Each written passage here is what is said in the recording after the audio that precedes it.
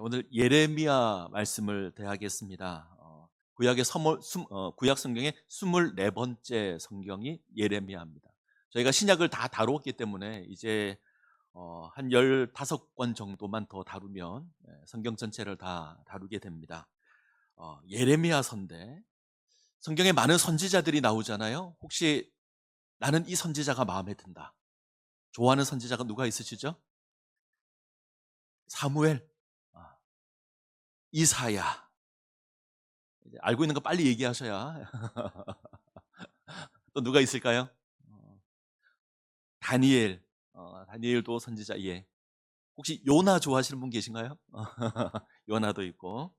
어, 저는 그냥 예레미야가 마음이 갑니다.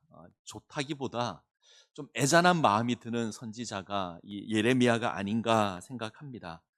유다 왕국이 망할 때 망한 걸 직접 목격하고 예언했던 선지자가 예레미야입니다. 우리가 전에 이사야를 봤잖아요. 이사야는 망할 거다고 예언했어요. 그러니까 그냥 예언만 망할 거다. 물론 고난 가운데 있긴 했지만 망할 거라고 했는데, 예레미야는 망할 거라고 하면서 직접 망하는 걸 직접 다 목격했던, 그래서 그 누구보다 슬픔과 아픔을 지녔던 선지자가 예레미야가 아닌가 생각합니다. 굉장히 충격적인 모습을 봤을 선지자.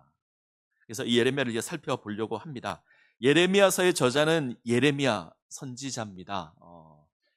성경을 보면 예레미야일 거라고 충분히 추측되는 부분들이 많은데 명확하지는 않습니다. 그러나 유대교 전통과 기독교 전통, 교회 전통은 예레미야의 기본적인 저자일 거다라고 생각을 합니다. 아나돗 가문의 출신 제사장이고요.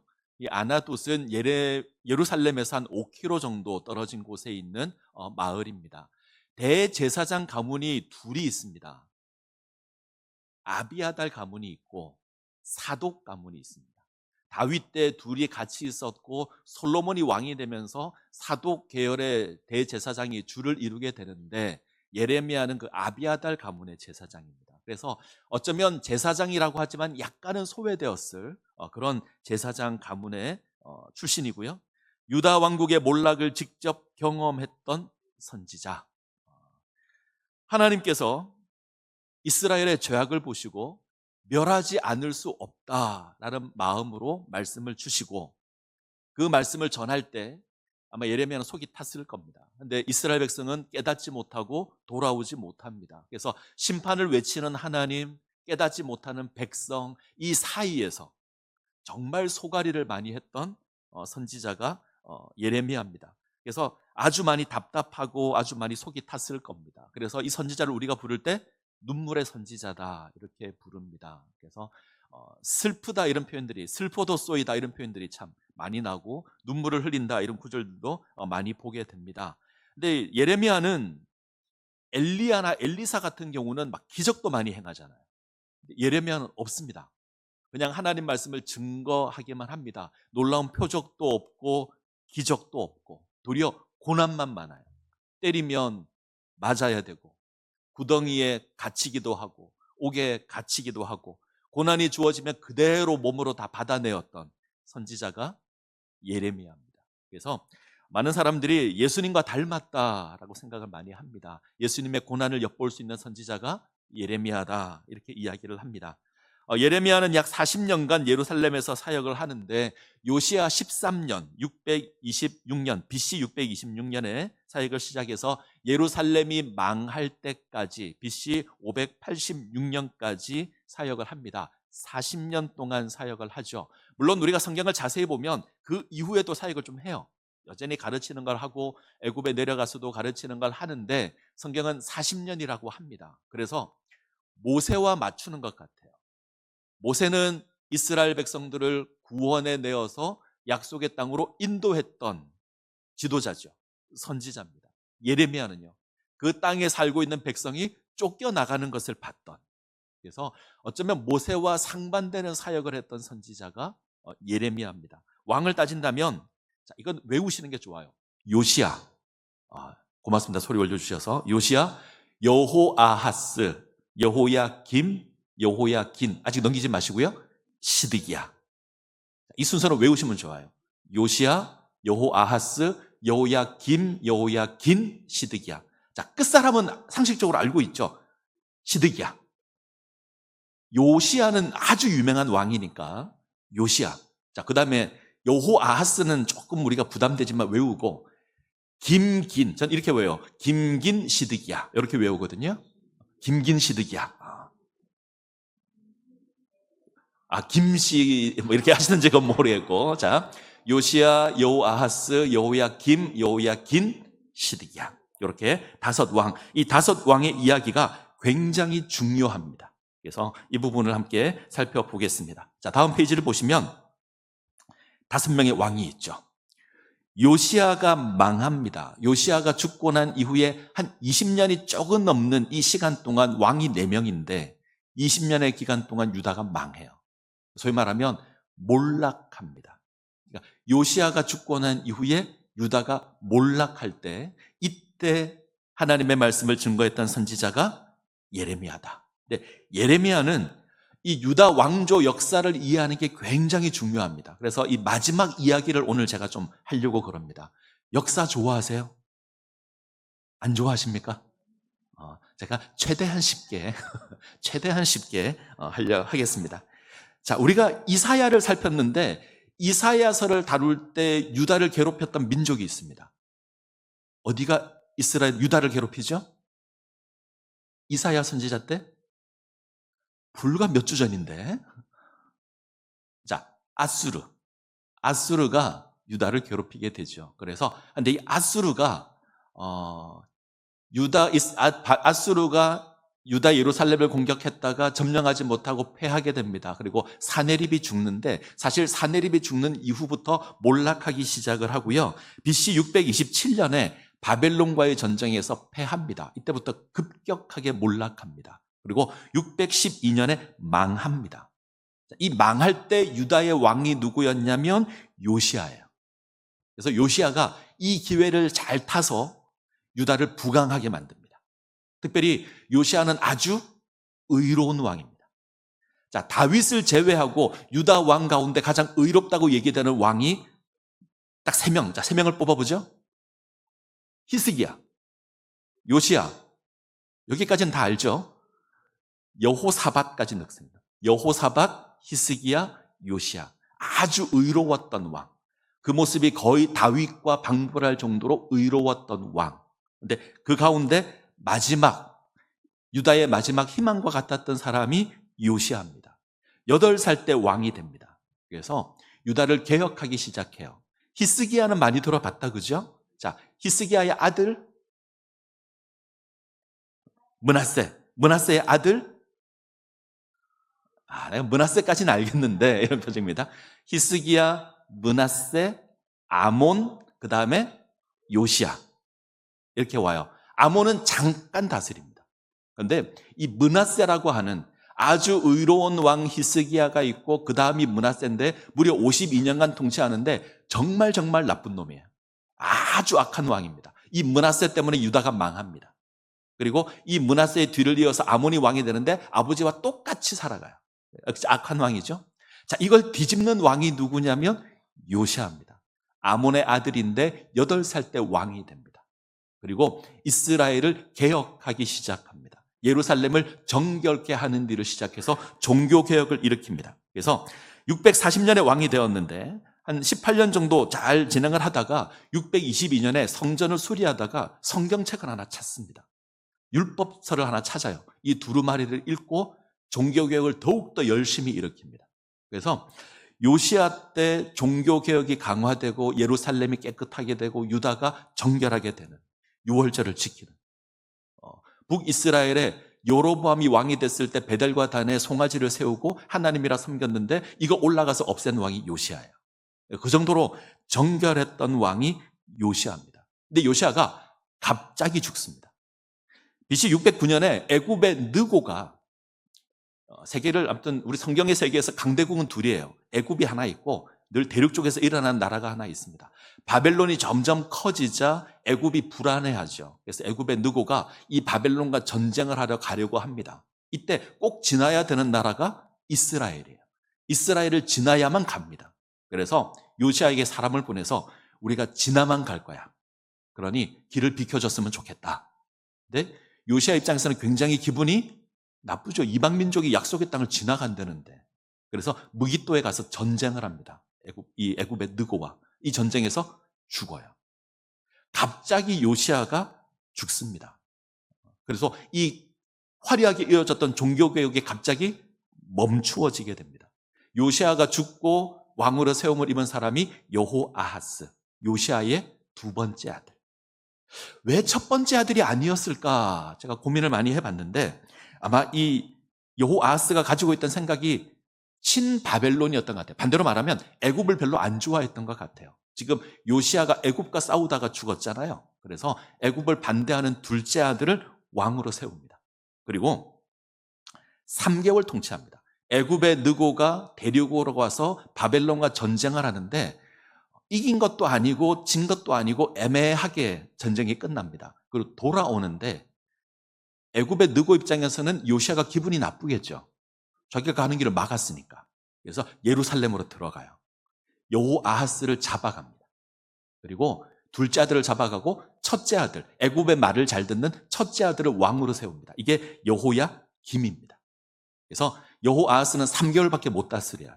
잡아서 애굽으로 데려가고 애굽에서 죽습니다. 그리고 요시야의 첫 번째 아들 여호야김이 유다의 왕이 됩니다. 그러면 여호야김은 애굽을 좋아할까요? 바벨론을 좋아할까요? 애굽을 좋아하죠. 애굽의 왕이 세웠으니까. 그래서 친애굽의 정책을 펼칩니다. 자, 그 다음 페이지를 보시면 여호야김이 나오는데 BC 8년에 608년에 즉위를 해요. 자, 이후에 이 애굽과 바벨론이 또 싸웁니다. 근데 이 전쟁에서 애굽이 집니다. 바벨론이 이겨요. 그래서 애굽의 세력이 축소됩니다. 느부갓네살이 군대를 이끌고 예루살렘으로 들어와요. 지금 예루살렘의 여호야김은 애굽 신앙적인 애굽을 좋아하는 왕이잖아요. 잡아갑니다. 잡아가는 게 아니라 이때 항복을 받고요. 포로를 잡아갑니다. 이때 왕족이나 귀족, 이때 잡혀갔던 왕이 다녀갔던 그 포로 중에 유명한 사람이 다니엘과 세 친구 이들이 잡혀갑니다. 그리고 여호야김이 항복을 하죠. 그래서 한 제법 오랜 기간 동안 항복을 하며 바벨론을 잘 섬기는데 여호야김은 원래부터 애굽을 좋아했잖아요. 그래서 애굽과 다시 손을 잡고 반란을 일으킵니다. 그래서 바벨론이 쳐들어와요. 다시 쳐들어오는 과정에서 여호야김이 죽습니다.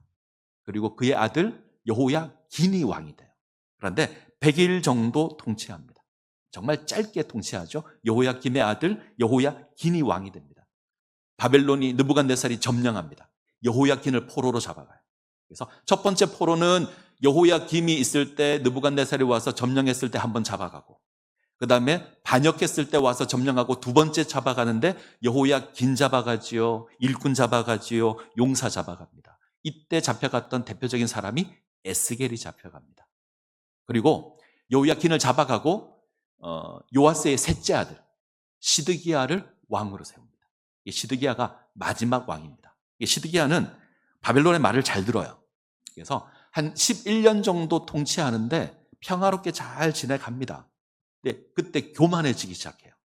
11년 동안 평화의 시기가 계속되니까 우리는 괜찮은가 보다. 그리고 이때 거짓 선지자들이 일어나서 뭐라고 이야기하냐면 약속의 땅에 있는 사람들은 괜찮은 애들이고 포로로 잡혀간 쟤네들이 나쁜 애들이라서 하나님의 심판을 받은 건 포로로 잡혀간 애들 쟤네들이고 예루살렘에 남아있는 우리는 의인이다. 우리는 안전할 거다. 거짓 선지자들이 이렇게 예언하기 시작을 합니다. 그러자 시드기야가 욕심을 내죠. 또 애굽과 손을 잡습니다. 또 바벨론의 반역을 일으켜요. 이때 다시 느부갓네살이 군대를 이끌고 쳐들어와서 이번에는 아예 멸망을 시켜버립니다. 예루살렘 망하고 하나님의 성전 무너지고 백성들은 포로로 잡혀가고 시드기야는 눈이 뽑혀서 포로로 잡혀갔다가 죽임을 당하고 그래서 유다의 마지막 왕이 시드기야입니다. BC 586년에 망합니다. 그래서 요시야의 세 아들이 다 왕이 되죠.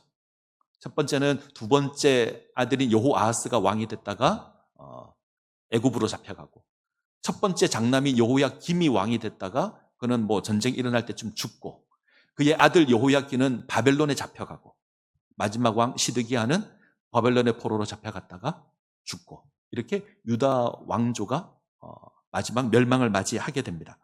바벨론이 멸망시킨 이후에 왕을 세우지 않고요, 총독을 세웁니다. 총독의 이름이 그달리아인데, 그달리아 총독을 세워서 총독으로 유다를 통치하게 만들어요. 이때 유다 사람들이 반역을 일으킵니다.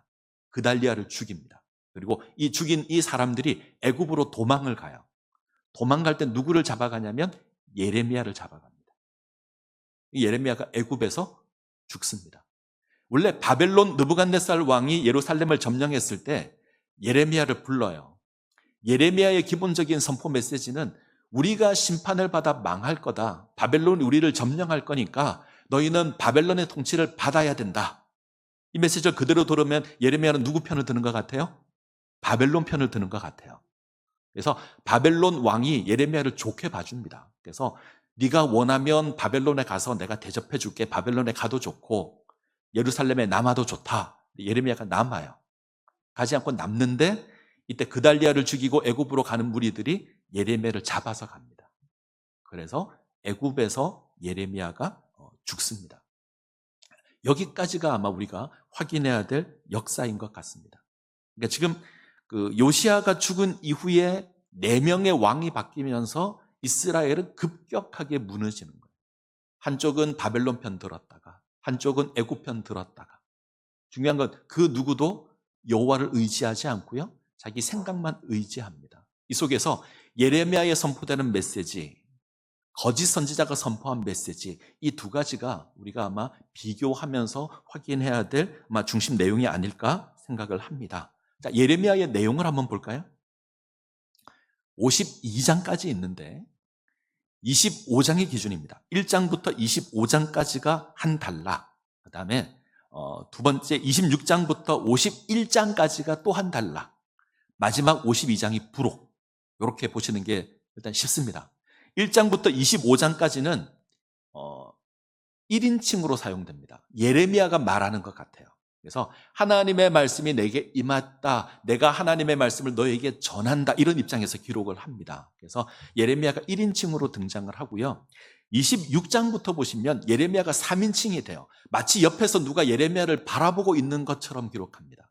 아마 예레미야의 친구인 바룩이 그러지 않았을까? 하나님의 말씀이 예레미야에게 임했다, 예레미야가 말씀을 선포하여 이르되, 이런 식으로 표현을 하는 거예요.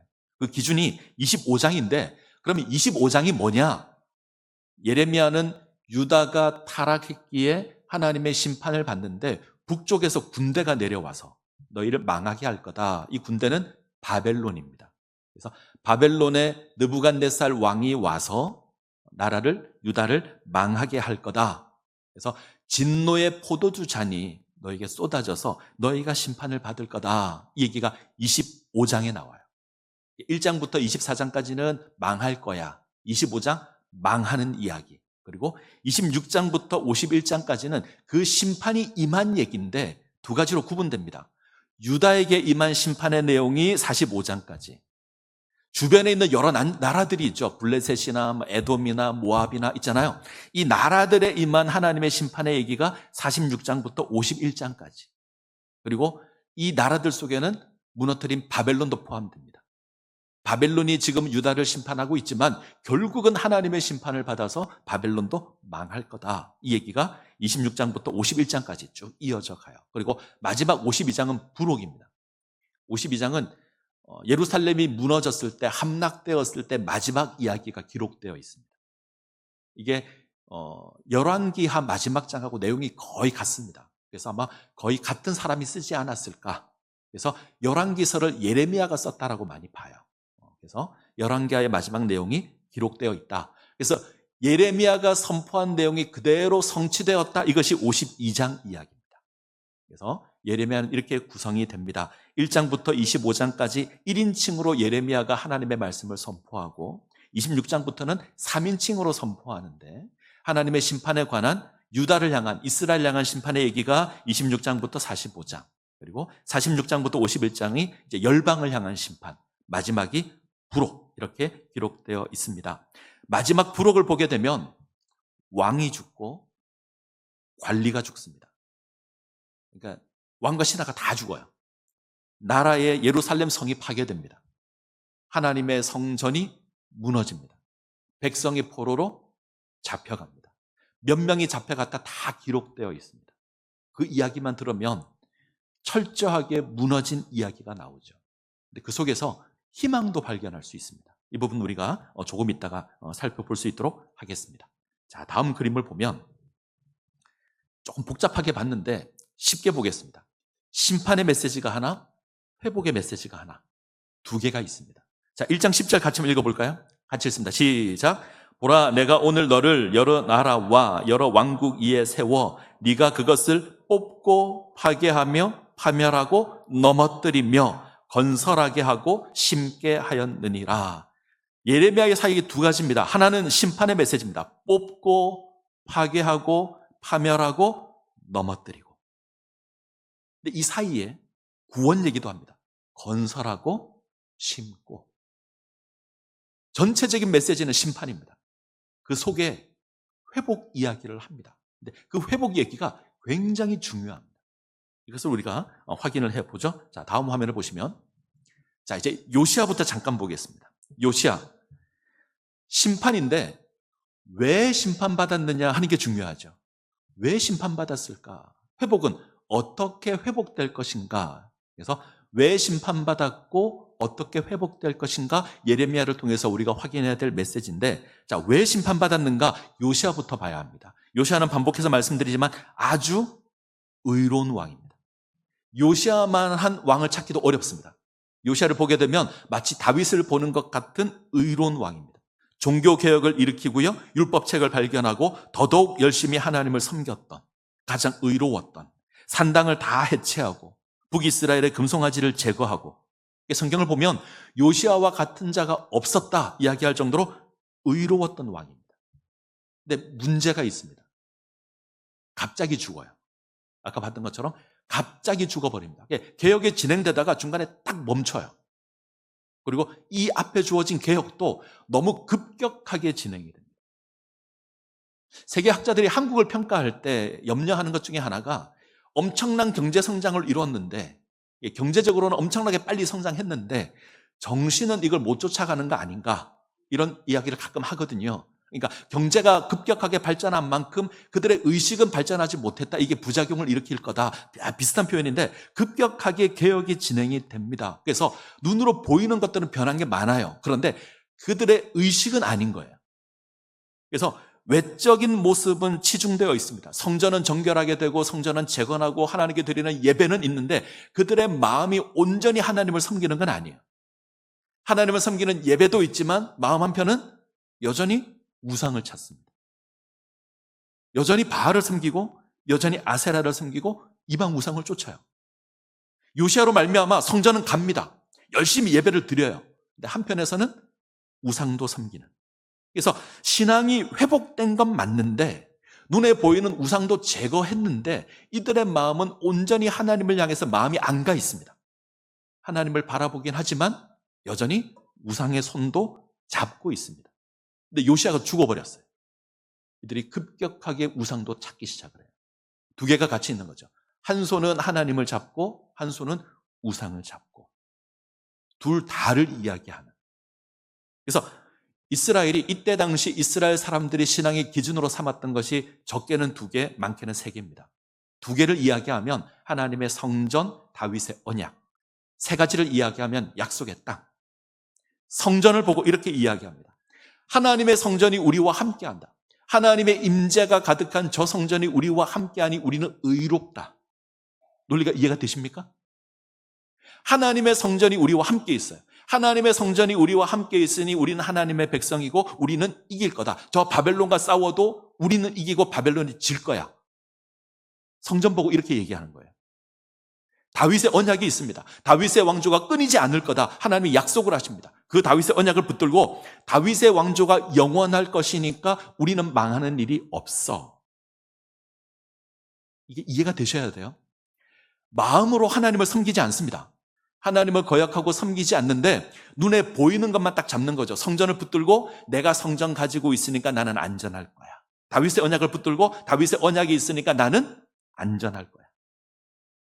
내가 예배를 드리고 있으니 내가 하나님의 약속의 말씀을 붙들고 있으니 나는 안 망할 거야 라고 얘기하면서 지 마음은 우상을 섬기고 있는 거예요. 약속의 땅도 마찬가지입니다. 여호야김 시드기야가 통치 기간이 조금 10년, 11년 이렇게 돼요. 이 두 시대 때가 예레미야가 가장 좀 본격적으로 활동을 했던 시기인데 여호야김 때는 뭐라고 그러냐면 반역을 일으킬 때 우리가 좀 이따 보겠습니다. 바로 이 다음 성경 구절을 먼저 보죠. 예레미야 7장 4절 12절 같이 읽겠습니다. 시작. 너희는 이것이 여호와의 성전이라 여호와의 성전이라 여호와의 성전이라 하는 거짓말을 믿지 말라. 너희는 내가 처음으로 내 이름을 둔 처소 실로에 가서 내 백성 이스라엘 악에 대하여 내가 어떻게 행하였는지 보라. 너희는 이것이 성전이라 여호와의 성전이라 여호와의 성전이라 하는 거짓말을 믿지 말라. 누가 이렇게 예언했냐면 거짓 선지자들이 예언했습니다. 번쩍번쩍하는 성전을 보고 봐라, 하나님의 성전이다, 하나님의 성전이다, 하나님의 성전이다. 하나님의 성전이 우리와 함께 있는데 우리가 왜 망하느냐? 망하는 건 저 바빌론이 망할 거야. 그러니 용기를 내라, 힘을 가져라, 싸워도 돼. 거짓 선지자들이 그랬습니다. 그러니까 하나님 뭐라 그러죠? 이 거짓말을 믿지 말라. 너희는 내가 처음으로 내 이름을 둔 처소 실로에 가서 내 백성 이스라엘의 악에 대해서 내가 어떻게 행했는지 보라. 사무엘서를 보게 되면 이스라엘이 블레셋과 싸움할 때 하나님의 언약궤를 가지고 나갑니다. 이깁니까? 집니까? 이기나요? 지나요? 집니다. 언약궤를 빼앗깁니다. 이스라엘은 어떤 생각으로 가지고 나가죠? 언약궤를 가지고 나가면 무조건 이길 거라고 생각했습니다.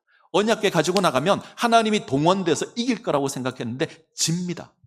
언약궤는 빼앗깁니다. 그리고 성경을 잘 보시면 그때 성소가 어디 있었냐면 실로에 있었는데 블레셋 군대가 실로까지 와서 다 박살내버립니다. 하나님의 성막이 무너졌던 때 그것을 보라는 거예요. 너희는 건물인 하나님의 성전을 보고 안전하다 그러는데 아니야, 내가 무너뜨릴 거야. 이해가 되시죠? 다윗 언약도 똑같습니다. 다윗 언약을 붙들고 안전할 거야. 다윗의 왕조가 영원한데 우리가 왜 망해? 저 바벨론이 망할 거야. 그래 반역을 일으켰다가 망했잖아요. 시드기야가 통치할 때 이제는 거짓 선지자들이 어떻게 얘기하냐면 땅을 가지고 얘기하죠. 아까 말씀드린 것처럼 포로로 잡혀간 쟤네들이 죄를 지어서 쟤네들이 벌을 받는 거지. 약속의 땅에 살고 있는 우리는 의인이고 우리는 안전하다. 때문에 우리가 저 바벨론과 싸워서 이길 거다. 이들의 논리가 이렇습니다. 눈에 보이는 어떤 것으로 근거를 삼고 그것으로 신앙을 주장하는 껍데기뿐인 신앙이에요. 내가 저 성전이 우리와 함께 있는 것으로, 내가 예배드리는 것으로, 내가 이 말씀을 붙들고 있는 것으로, 내가 이 장소에 있는 것으로 나는 하나님의 백성이라고 생각하는 거예요. 그들의 마음은 하나님과 아무 상관이 없는데 하나님이 이들의 모든 것들을 무너뜨리시잖아요. 다윗의 왕조가 영원할 거라 그러는데 왕이 죽습니다. 약속의 땅에서 쫓겨납니다. 하나님의 성전이 무너집니다. 하나님께서 이스라엘이 의지했던 모든 것들을 다 치워버리십니다. 그래서 하나님만 바라보게 만드는 거예요. 예레미야가 고백하고 있는 건 너희가 마음으로 돌아와서 하나님을 섬겨야지 하나님의 백성이지, 눈에 보이는 것만 가지고 하나님의 백성이란 말하는 건 어리석은 거다. 그래서 예레미야가 고소하는 이스라엘의 죄가 여기 있습니다.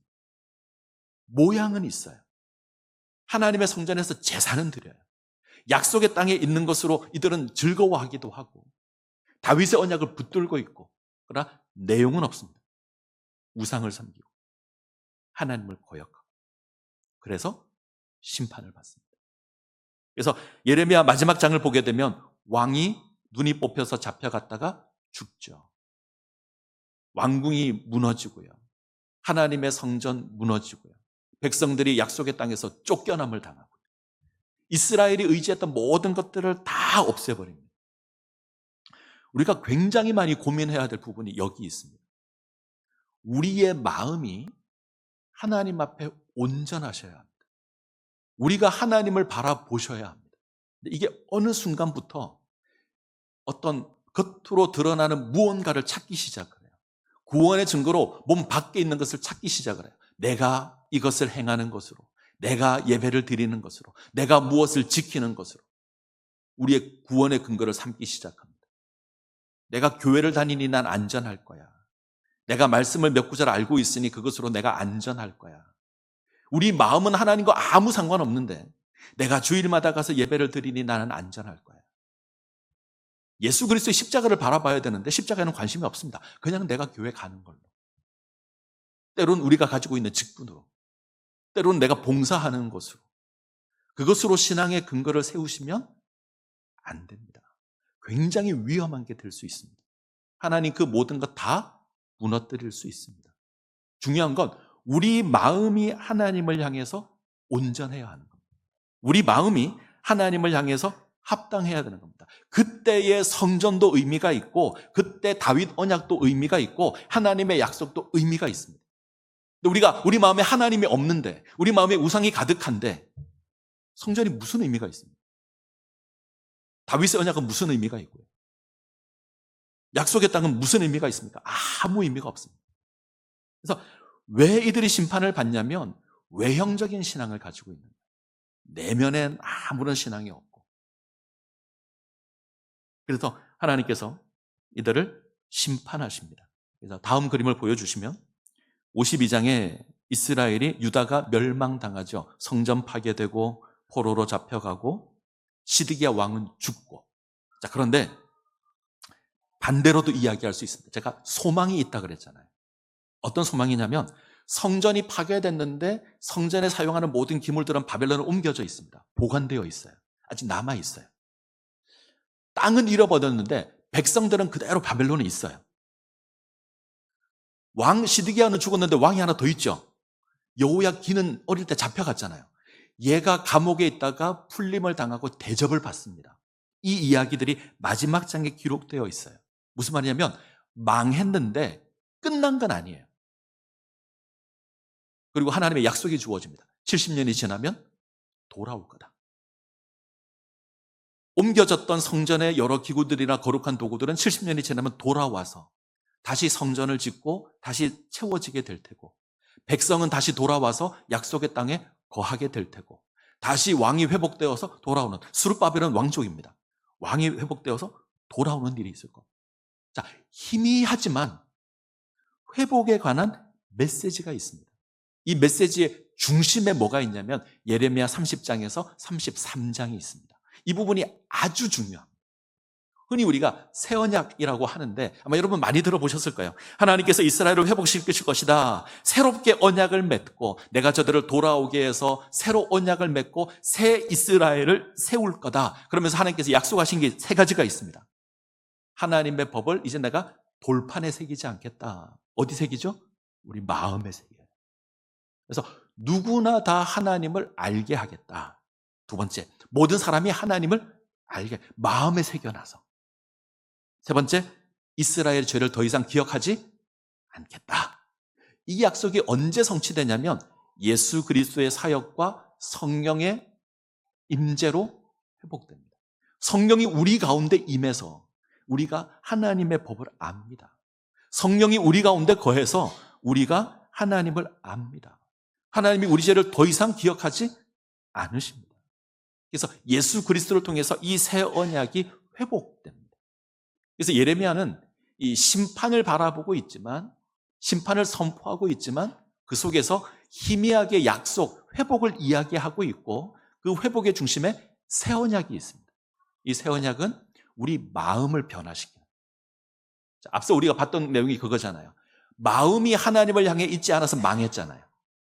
성전도 있고 땅도 있고 말씀도 있지만 마음이 하나님을 향해 있지 않아서 망했잖아요. 그런데 새로 회복될 그 나라는 우리 마음이 변하는 나라입니다.